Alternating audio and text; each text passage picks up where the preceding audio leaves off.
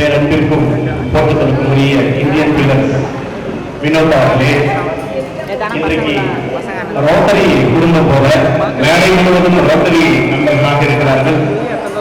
இந்த மார்கழி திருவிழாவில் ரோட்டரி நண்பர்களாக இருந்து எனக்கு அடுத்ததாக உரையாற்றுவதற்கு காத்திருக்கக்கூடிய பெருமைமிகு சான்றோர்களே, இந்த நிகழ்வை மார்கழி திருவிழா என்றாலேயே நினைவுக்கு வருவது போல சமுத்திரபாண்டியன் இல்லாமல் இந்த மேடையே கிடையாது என்று சொல்லியிருப்பதற்கு இந்த மேடையை மிகச்சிறப்பாக கலகலப்பாக பேசுகிற பேச்சாளர்கள் ஒன்று இரண்டு குறை இருந்தாலும் கூட அந்த குறையை தன்னுடைய பேச்சின் மூலமாக நிலையாக மாற்றுகிற ஒரு ஆற்றல் வாய்ந்த ஒரு பேச்சாளர் நம்முடைய சமுத்திரபாண்டியன் ஐயா அவர்களுக்கும் இந்த நேரத்தில் வணக்கத்தை சொல்லி, எல்லாருக்கும் மேலாக கடந்த இந்த 22 நாட்களாக 3000 திறமை மிக்க ஒரு வெற்றியாளர்களை அரங்கேற்றி அழகு பார்த்த மேடை இந்த மேடை.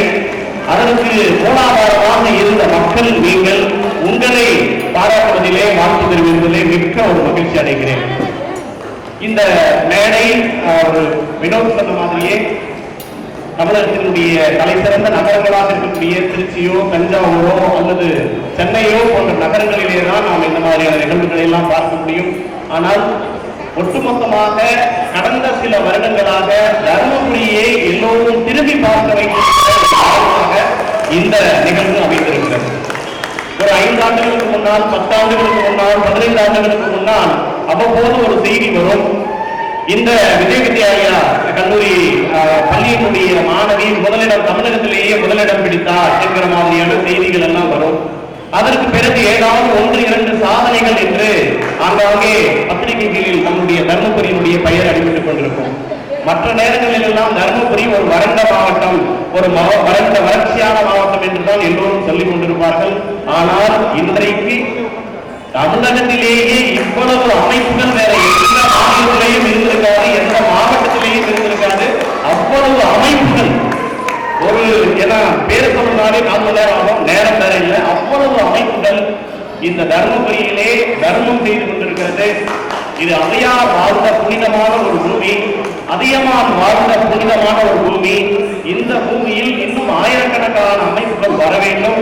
அந்த அமைப்புகள் மூலமாக என்னுடைய மக்கள், நம்முடைய பண்பாட்டையும் கலாச்சாரத்தையும் காத்து நிற்கிற நம்முடைய மக்கள் அதனால் பயன்பெற வேண்டும் என்று இந்த நேரத்திலே கேட்டுக்கொண்டு, இந்த நிகழ்வை மிகச்சிறப்பாக வழிநடத்தி கொண்டிருக்கக்கூடிய நம்முடைய வினோத் அவர்கள், அவரை புகழ வேண்டும் என்று அவசியமில்லை. ஏனென்று சொன்னால் அண்ணா ஆசாரை முதல் அப்துல் கலாம் வரைக்கும் அவரை புகழ்ந்திருக்கிறார்கள். அப்படிப்பட்ட ஒரு மாமனிதர்